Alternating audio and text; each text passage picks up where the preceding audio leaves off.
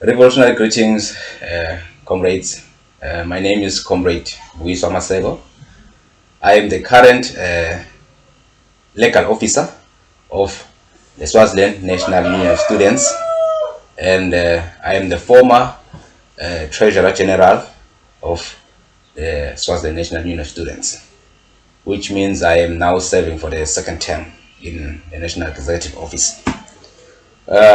Recently, SNAS has been experiencing some gruesome attacks from Swati's brutal forces, where we experienced the abduction of our leaders, including the president himself.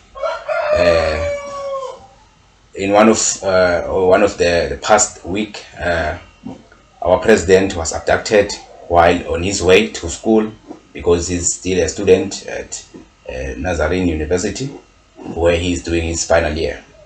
We also experienced abductions of other leaders, including the commissar, our campaigns officer, and other leaders from our branch levels. Some of the leaders were abducted and subjected to torture. However, they were later released. And then our president was not released, except that he was charged with sedition and malicious damage to property. So, comrades, after they abducted our president, numerous universities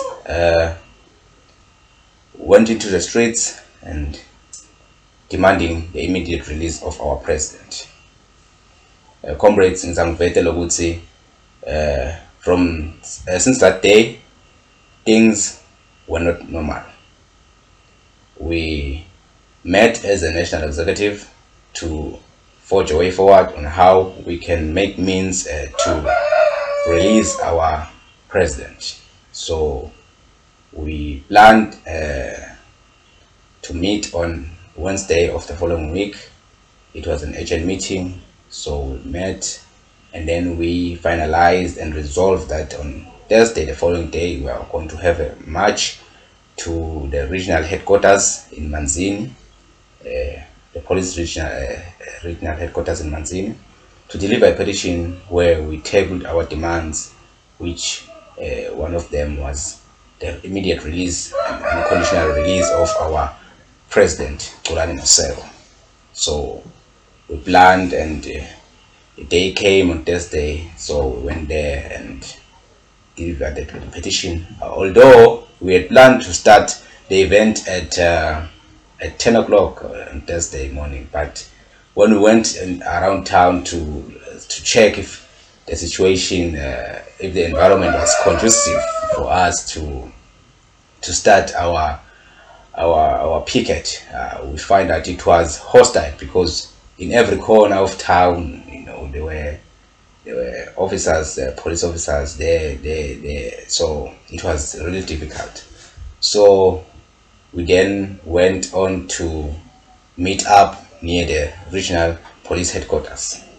So sasiyahlukana in groups of 5, 10, 2, 2, and then we went there. We maneuvered around town, and then we assembled by food liner in Manzini next to SNAT Co-ops building, which is next to the police regional headquarters. That is where we gathered there, and then we started the song, and then the momentum was up, and then some of the majority of the people who were around town joined us, and then we sang songs of struggle, and then later speeches were delivered and organizations came to share their solidarity messages with us, and then we later delivered the petition, and then that was all.